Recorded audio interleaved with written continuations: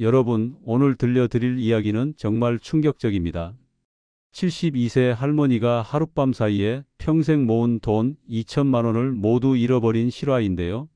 사연을 보내주신 분은 피해자 할머니의 옆집에 사시는 최옥자 씨입니다. 도대체 어떤 일이 벌어진 걸까요?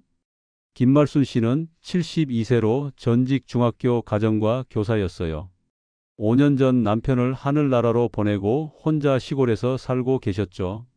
말순 씨는 매일 아침 6시에 일어나서 마당 텃밭을 돌보는 것으로 하루를 시작했어요. 토마토며 상추며 정성껏 기른 채소들이 작은 위로가 되었거든요. 초롱아, 산책할까? 말순 씨가 반려견 초롱이에게 말을 걸었어요.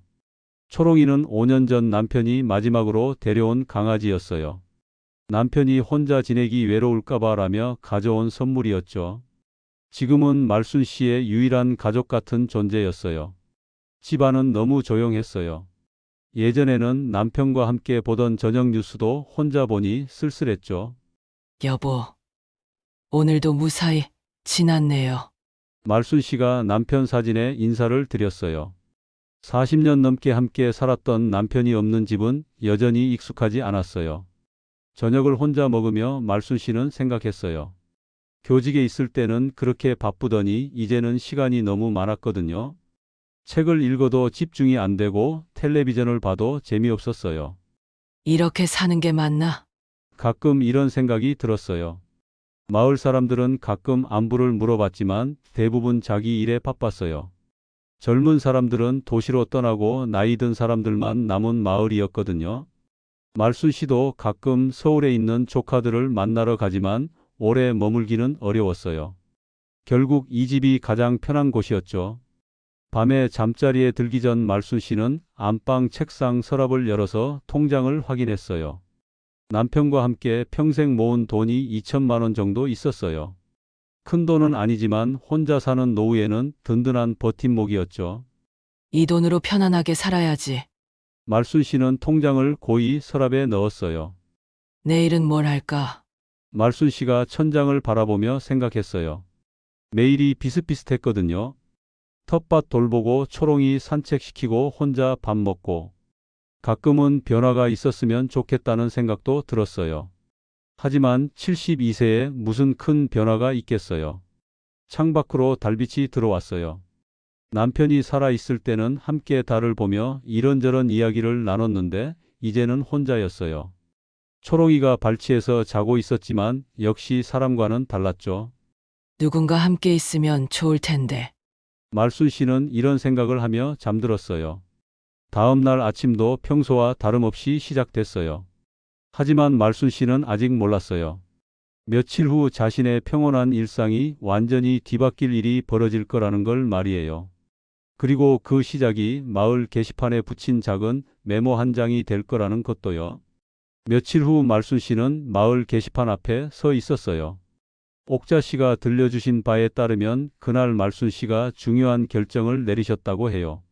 집이 너무 크고 혼자 살기 외로워서 방 하나를 내놓기로 하신 거였어요. 방 구합니다. 조용하고 깔끔한 사람 연락 주세요. 말순 씨가 메모를 붙이며 중얼거렸어요. 정말 괜찮겠어? 말순 씨는 잠깐 망설였어요. 낯선 사람과 함께 사는 게 쉬운 일은 아니었거든요.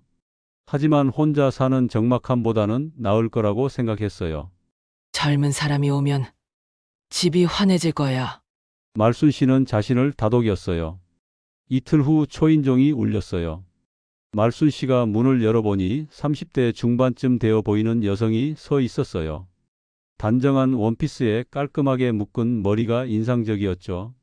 안녕하세요. 게시판에서 방 구한다는 글을 봤는데요. 여성이 정중하게 인사했어요. 아, 그래요? 들어와 보세요. 말순 씨가 반갑게 맞았어요. 여성이 자기소개를 했어요. 저는 박지연이라고 해요. 서울에서 내려왔는데 대학원 시험을 준비하고 있어요. 지연의 목소리는 차분하고 예의 바른 느낌이었어요. 말순 씨가 빈 방을 보여주며 설명했어요. 여기가 방이에요. 크지는 않지만 혼자 쓰기엔 충분하죠. 지연이 방을 둘러보며 깨끗하고 조용해서 공부하기 좋을 것 같아요. 라고 말했어요. 말순 씨는 지연의 정중한 태도에 호감을 느꼈어요. 월세는 얼마 정도 생각하세요? 지연이 물었어요. 말순 씨는 사실 돈보다는 말동무가 필요했어요. 많이는 안 받을게요. 그 대신 같이 밥 먹으며 지내면 좋겠어요. 젊은 사람 있으면 집이 환해질 것 같네요. 지연이 고개를 끄덕이며 감사해요. 저도 그렇게 지내고 싶어요. 라고 답했어요. 지연이 짐을 가져오기로 하고 돌아간 후 말순 씨는 기분이 좋았어요. 예의 바른 아가씨네. 같이 살면 외롭지 않겠어. 말순 씨는 오랜만에 누군가와 함께 살게 된다는 기대감에 설레었어요. 저녁 준비도 더 정성스럽게 했어요. 다음 날 지연이 짐을 가지고 왔어요. 생각보다 짐이 많지 않았어요. 큰 가방 2개와 책들 뿐이었죠. 짐이 별로 없으시네요. 말순 씨가 말하자 지연이 필요한 것만 가져왔어요. 소박하게 살고 싶거든요. 라고 답했어요. 지연이 방에 짐을 정리하는 동안 말순 씨는 저녁을 준비했어요. 오랜만에 여러 명 분량의 식사를 차리니 기분이 좋았어요. 지연 씨, 저녁 먹어요. 말순 씨가 부르자 지연이 나와서 와, 정말 맛있어 보이네요. 감사해요. 라고 말했어요. 첫 저녁 식사는 화기애애했어요. 지연은 서울에서 직장을 다니다가 그만두고 대학원 준비를 하게 됐다고 했어요. 왜 시골까지 내려오셨어요? 말순 씨가 물었죠. 조용한 곳에서 집중해서 공부하고 싶어서요. 서울은 너무 시끄러워서 공부가 안 되더라고요. 지연의 답변은 그럴듯했어요. 식사 후 함께 설거지를 하며 말순 씨는 만족했어요. 정말 좋은 하숙생을 만났네. 지연은 예의 바르고 도움도 잘 주는 것 같았어요. 그날 밤 말순 씨는 오랜만에 집이 생기 있다는 느낌을 받았어요. 누군가 함께 있다는 것만으로도 큰 위로가 됐거든요. 지연이 함께 산 지 1달이 지났어요. 옥자 씨 말에 따르면 말순 씨가 정말 행복해 보였다고 해요. 아침마다 지연과 함께 아침 식사를 하고 저녁에는 텔레비전을 보며 이야기를 나누는 생활이 일상이 됐거든요. 말순 씨는 오랜만에 외롭지 않은 하루하루를 보냈어요. 지연은 정말 모범적인 하숙생이었어요. 아침 일찍 일어나서 자기 방 청소를 하고 공용 공간도 깨끗하게 정리했어요. 말순 선생님, 제가 청소할게요. 지연이 먼저 나서서 집안일을 도왔어요. 말순 씨는 고마워요. 혼자 할 때보다 훨씬 깨끗해지네요. 라고 기뻐했어요. 저녁 시간이 가장 즐거웠어요. 지연은 말순 씨의 교직 시절 이야기를 재미있게 들어줬어요. 선생님이 가르치신 학생들이 정말 많으시겠어요. 지연이 관심 있게 물으면 말순 씨는 신이 나서 옛날 이야기를 해줬죠. 30년 넘게 가르쳤으니까 수천 명은 될 거야. 지연도 자신의 이야기를 들려줬어요. 대학에서 사회학을 전공했고 대학원에서 더 깊이 공부하고 싶다고 했어요. 요즘 사회 문제에 관심이 많아서 연구하고 싶어요.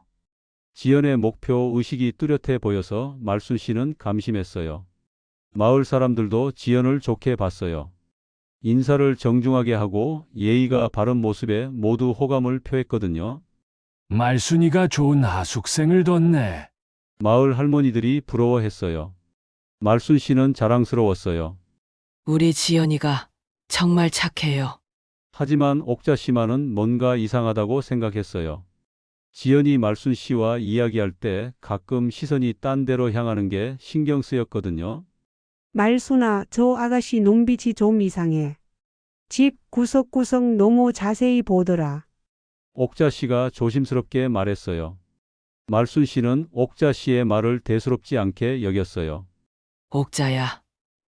새로운 환경이니까 궁금한 게 당연하지. 너무 의심하지 마. 말순 씨는 지연을 믿고 있었거든요. 1달 동안 함께 지내면서 불편한 점이 전혀 없었어요. 지연은 공부한다며 낮에는 주로 방에 있었어요.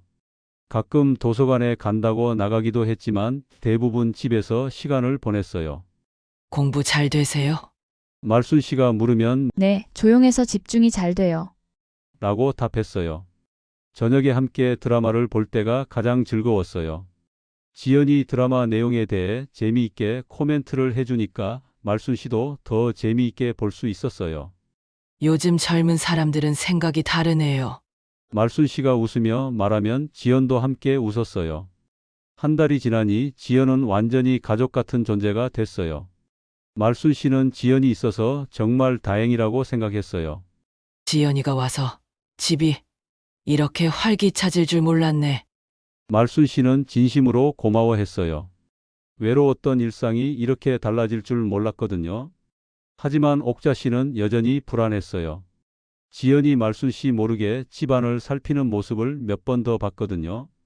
분명히 뭔가 있을 거야. 옥자 씨는 혼자 중얼거렸어요. 하지만 말순 씨가 행복해하는 모습을 보니 괜한 걱정일 수도 있다는 생각도 들었어요. 그날 밤 말순 씨는 남편 사진을 보며 말했어요. 여보, 지연이가 와서 정말 좋아. 이제 외롭지 않아. 말순 씨는 정말 만족스러운 하루하루를 보내고 있었어요. 아직은 앞으로 벌어질 일을 전혀 예상하지 못한 채로요. 어느 화요일 오후였어요. 옥자 씨가 들려주신 바에 따르면 그날이 모든 것의 시작이었다고 해요. 말순 씨는 평소처럼 부엌에서 설거지를 하고 있었어요. 점심 후 늘 하는 일이었죠. 지연은 공부한다며 방에 있다가 화장실에 간다고 나왔어요. 잠깐 화장실 좀 다녀올게요. 지연이 말하며 복도로 나갔어요. 말순 씨는 네. 그러세요. 라고 대답하며 계속 설거지를 했어요. 찬물에 손이 시렸지만 뜨거운 물을 아끼려고 찬물로 설거지하는 게 습관이었거든요. 그런데 이상했어요. 화장실 문 닫히는 소리가 들리지 않았거든요. 말순 씨가 귀를 기울이니 안방 쪽에서 서랍 여는 소리가 들렸어요. 말순 씨는 고개를 갸웃거렸어요. 지연이 안방에 뭘 하러 갔을까요? 말순 씨는 소리를 죽여서 부엌에서 안방 쪽을 바라봤어요. 안방 문이 조금 열려 있어서 안이 보였거든요. 지연이 말순 씨 책상 앞에 앉아서 서랍을 열어보고 있었어요. 그것도 아주 조심조심 소리나지 않게 말이에요. 지연은 서랍 안을 자세히 들여다보고 있었어요. 그 안에는 말순 씨의 예금 통장들과 남편이 남긴 땅 문서들이 들어 있었거든요. 지연이 통장을 꺼내서 잔액을 확인하는 것 같았어요. 손으로 페이지를 넘기며 뭔가를 확인하고 있었죠. 말순 씨는 깜짝 놀랐어요. 왜 지연이 자신 몰래 서랍을 뒤지고 있는 걸까요? 하지만 직접 나서서 따지기는 어색했어요. 혹시 자신이 잘못 본 건 아닐까 하는 생각도 들었고요. 설마 나쁜 마음이겠어? 말순 씨는 자신을 달래려고 했어요. 지연이 통장을 다시 서랍에 넣고 정리하는 소리가 들렸어요. 그리고 화장실로 가는 발걸음 소리가 났죠. 말순 씨는 급히 설거지하는 척했어요. 지연이 나쁜 마음으로 한 일이 아니길 바라는 마음이었어요. 잠시 후 지연이 화장실에서 나와서 선생님, 설거지 도와드릴까요? 라고 물었어요. 평소와 다름없는 밝은 목소리였어요. 말순 씨는 아니야. 거의 다 끝났어. 라고 대답했지만 마음이 불편했어요. 지연의 행동이 자꾸 신경 쓰였거든요. 점심 후 지연은 다시 방으로 들어가서 공부한다고 했어요. 말순 씨는 혼자 거실에 앉아서 생각했어요. 왜 내 서랍을 뒤졌을까? 뭘 찾는 거지? 하지만 확실하지 않으니 섣불리 얘기하기도 어려웠어요. 저녁 식사 시간에도 말순 씨는 어색했어요. 지연은 평소처럼 밝게 이야기했지만 말순 씨는 집중이 안 됐어요. 선생님, 괜찮으세요? 표정이 안 좋아 보이는데요. 지연이 걱정하는 척 물었어요. 아니야. 괜찮아. 그냥 좀 피곤해서. 그날 밤 말순 씨는 잠이 오지 않았어요. 지연이 서랍을 뒤지던 모습이 자꾸 떠올랐거든요. 혹시 내가 착각한 건 아닐까? 말순 씨는 지연을 의심하고 싶지 않았어요. 한 달 동안 함께 지내면서 정말 좋은 사람이라고 생각했거든요. 하지만 불안한 마음은 쉽게 가라앉지 않았어요. 말순 씨는 내일 옥자 씨에게 상담해 보기로 했어요. 혼자 고민하기보다는 친구와 이야기하는 게 나을 것 같았거든요. 내일 옥자한테 물어봐야겠어. 말순 씨는 이렇게 생각하며 겨우 잠들었어요. 다음 날 아침 말순 씨는 옥자 씨를 만나러 갔어요. 옥자 씨가 들려주신 바에 따르면 그때 말순 씨가 정말 고민스러워 보였다고 해요. 옥자야, 너한테 할 말이 있어. 말순 씨가 조심스럽게 말을 꺼냈어요. 두 사람은 옥자 씨 집 마당에 앉아서 이야기를 나눴어요. 어제 지연이가 내 서랍을 뒤지는 걸 봤어. 말순 씨가 말하자 옥자 씨가 깜짝 놀랐어요. 뭐라고? 정말? 옥자 씨는 자신의 불안감이 틀리지 않았다는 걸 깨달았어요. 내가 그럴 줄 알았어. 저 아가씨 눈빛이 예사롭지 않더라고. 말순 씨는 자세히 설명했어요. 지연이 화장실 간다고 하더니 안방에서 서랍을 뒤지고 통장을 확인하던 모습을 봤다고 했어요. 하지만 확실하지 않아. 내가 잘못 본 건 아닐까? 말순 씨는 여전히 지연을 의심하고 싶지 않았어요. 말순아, 내가 며칠 전부터 지켜봤는데 저 아가씨가 이상해. 옥자 씨가 심각한 표정으로 말했어요. 밤늦게 전화 받으면서 작은 소리로 뭔가 얘기하더라고. 그리고 가끔 늦은 시간에 나갔다가 들어와. 옥자 씨의 말에 말순 씨는 더욱 불안해졌어요. 전화요? 나는 몰랐는데. 말순 씨가 놀라며 말했어요. 지연이 전화하는 모습을 본 적이 없었거든요. 벽이 얇아서 들리는 거야. 누군가랑 계속 통화하면서 뭔가 계획하는 것 같았어. 옥자 씨의 말이 점점 구체적이 되면서 말순 씨는 걱정이 커졌어요. 그날 저녁부터 말순 씨는 지연을 유심히 관찰했어요. 저녁 식사 후 지연이 방으로 들어간 후 조용히 귀를 기울여 봤어요. 정말로 작은 목소리로 누군가와 통화하는 소리가 들렸어요. 네, 맞아요. 그 정도면 충분할 것 같아요. 지연의 목소리였어요. 말순 씨는 가슴이 두근거렸어요. 지연이 도대체 누구와 무슨 이야기를 하는 걸까요? 그래요. 곧 끝날 것 같아요. 지연의 목소리가 다시 들렸어요. 뭔가 계획하고 있는 것 같았지만 정확한 내용은 알 수 없었어요. 며칠 후 또 다른 이상한 일이 생겼어요. 지연이 도서관에 가서 자료 찾아야 해요 라고 하며 외출했는데 옥자 씨가 읍내에서 다른 남자와 함께 있는 모습을 봤다는 거예요. 말순아, 큰일 났어. 옥자 씨가 급하게 달려왔어요. 무슨 일이야? 말순 씨가 물었어요. 옥자 씨가 숨을 고르며 말했어요. 지연이가 읍내 카페에서 어떤 남자랑 만나더라고. 그런데 통장 얘기하는 걸 들었어. 옥자 씨의 말에 말순 씨는 얼굴이 하얗게 질렸어요. 통장 얘기요? 말순 씨가 떨리는 목소리로 물었어요. 옥자 씨가 고개를 끄덕였어요. 응, 분명히 들었어. 2천만 원 정도 있다고 하더라고. 그리고 곧 처리할 수 있을 것 같다고. 말순 씨는 다리에 힘이 빠졌어요. 그럼 지연이가 정말 내 돈을 노리고 있는 거야? 말순 씨는 믿고 싶지 않았지만 증거들이 점점 쌓여가고 있었어요. 한 달 동안 믿었던 사람이 자신을 속이고 있었다는 생각에 마음이 아팠어요. 옥자 씨가 말순 씨의 손을 잡았어요. 말순아, 이제라도 조심해야 해. 혹시 모르니까. 통장이나 중요한 서류는 다른 곳에 숨겨둬. 말순 씨는 고개를 끄덕였지만 아직도 현실감이 없었어요. 지연이 정말 나쁜 사람일까요? 그날 밤 말순 씨는 잠을 이룰 수 없었어요. 지연이 방에서 또 전화하는 소리가 들렸거든요. 네, 내일 모레쯤이면 될 것 같아요. 지연의 목소리가 평소보다 급해 들렸어요. 말순 씨는 이불을 뒤집어 쓰고 떨었어요. 정말 자신을 속이고 있는 건가요? 며칠 후 금요일 아침이었어요. 옥자 씨에 따르면 그날이 모든 게 드러난 날이었다고 해요. 말순 씨는 평소처럼 아침을 준비하고 있었는데 갑자기 전화벨이 울렸어요. 은행에서 온 전화였어요.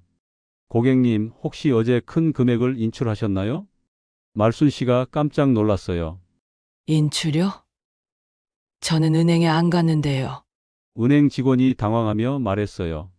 어제 오후 3시경에 통장에 있던 2천만 원 전액이 인출됐는데요. 고객님이 직접 오셔서 처리하신 걸로 되어 있어요. 그럴 리가 없어요. 말순 씨의 목소리가 떨렸어요. 저는 어제 집에만 있었어요. 은행에 간 적 없어요. 은행 직원이 다시 확인해 보더니 고객님, 지금 당장 은행으로 오시겠어요? 확인해 봐야 할 것 같습니다. 라고 말했어요. 말순 씨는 급히 옷을 갈아입었어요. 손이 떨려서 단추를 끼우기도 어려웠어요. 2천만 원이 없어졌다고? 평생 모은 돈이 하루아침에 사라진다는 게 믿어지지 않았어요. 지연이 아직 방에서 자고 있는 것 같았지만 깨우고 싶지 않았어요. 은행에 도착한 말순 씨는 더 큰 충격을 받았어요. CCTV를 확인해 보니 정말로 어제 오후에 누군가 자신의 신분증으로 돈을 인출한 게 맞았어요. 이 사람 아세요? 은행 직원이 CCTV 화면을 보여줬는데 놀랍게도 지연이었어요. 저 사람이 말순 씨는 말을 잇지 못했어요. 믿었던 지연이 자신의 신분증을 가지고 은행에 와서 돈을 인출한 거였어요. 어떻게 신분증을? 말순 씨는 며칠 전 지연이 관공서에 서류 제출하는 일이 있어서 신분증 복사해도 될까요?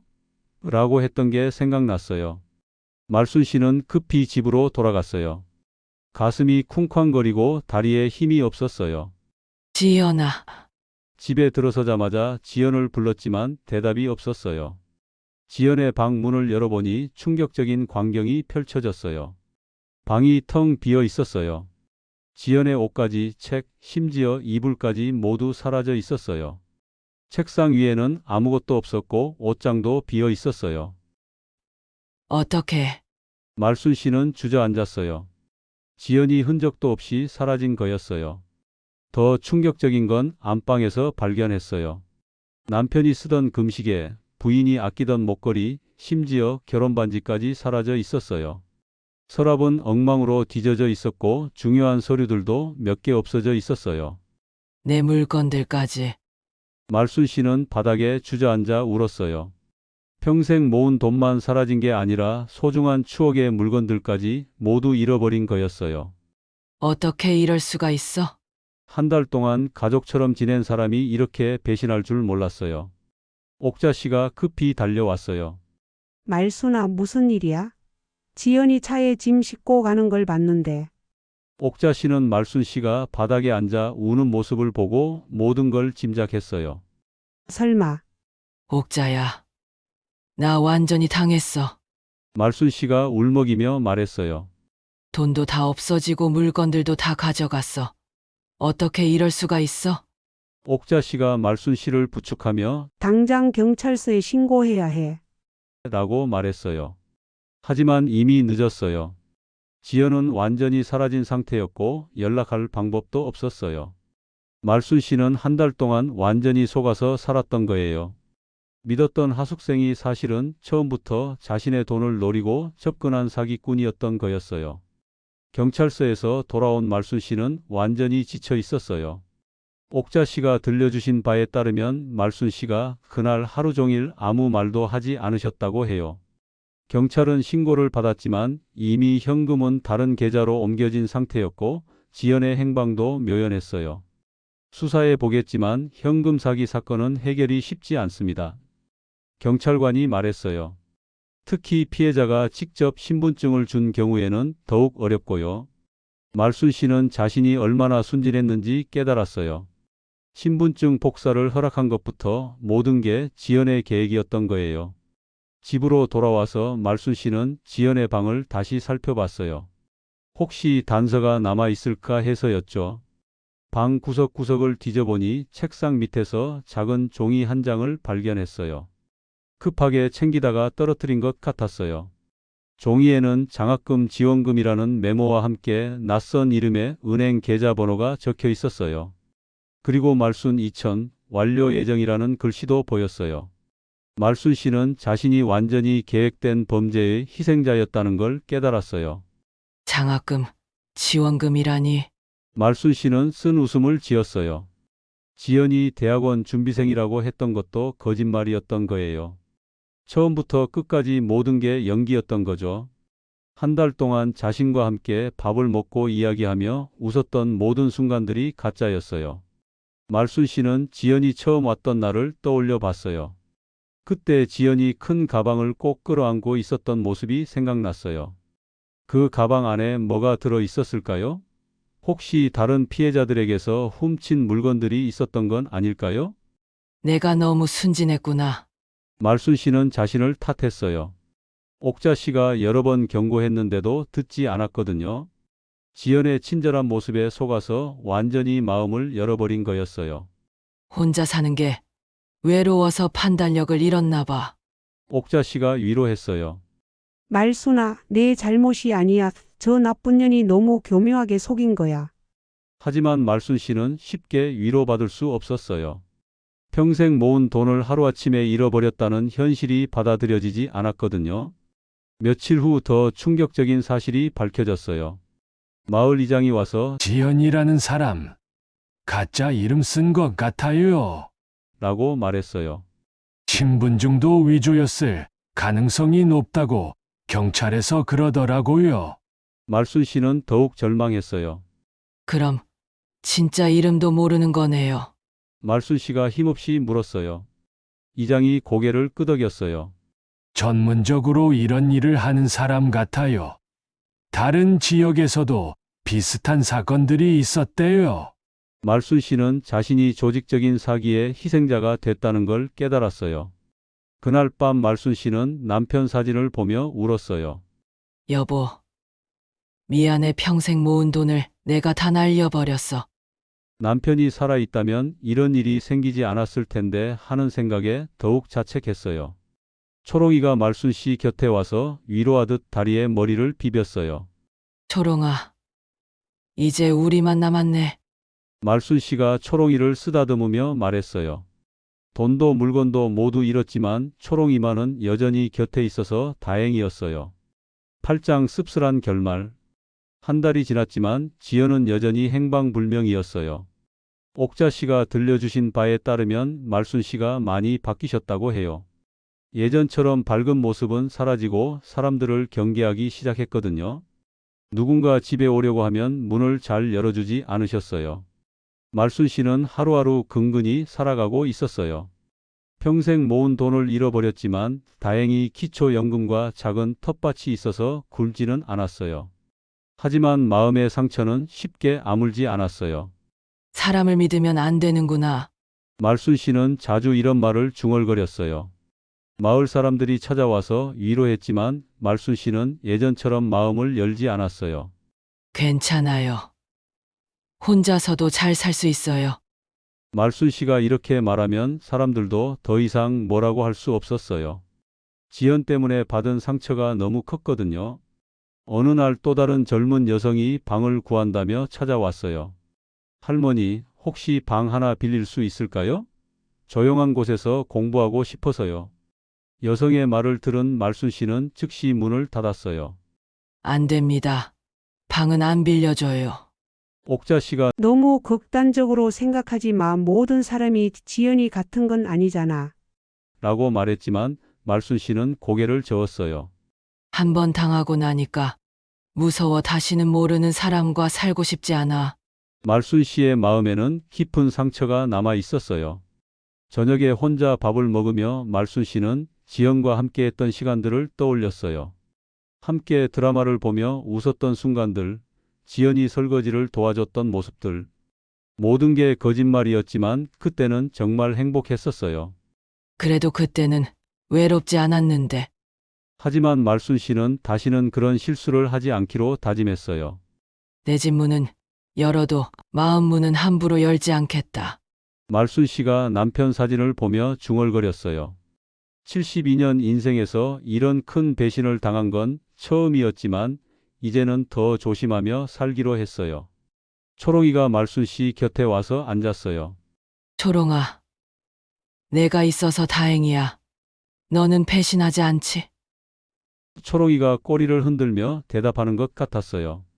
말순 씨는 쓸쓸하게 웃었어요. 이제는 초롱이만 믿고 살아야겠다고 생각했어요. 몇 달 후 경찰에서 연락이 왔어요. 다른 지역에서 비슷한 수법으로 노인들을 속인 사기 조직이 검거됐다는 소식이었어요. 하지만 말순 씨의 돈은 이미 해외로 빠져나간 상태라서 돌려받기 어렵다고 했어요. 그럴 줄 알았어. 말순 씨는 체념했어요.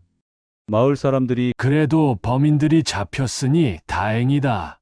라고 위로했지만 말순 씨에게는 별로 위로가 되지 않았어요. 잃어버린 돈도 소중했지만 더 큰 상처는 사람에 대한 불신이었거든요. 세상 인심이 무섭다는 말이 이런 뜻이었구나 생각했어요. 지금도 말순 씨는 혼자 살고 계세요. 예전처럼 하숙생을 받지도 않고 낯선 사람들과는 거리를 두며 지내고 계시죠. 가끔 외로움이 밀려와도 다시는 마음을 열지 않으시겠다고 하세요. 한 번의 배신이 한 사람의 인생을 이렇게 바꿀 수 있다는 게 참 안타까워요. 옥자 씨는 사연을 마무리하며 이렇게 말씀하셨어요.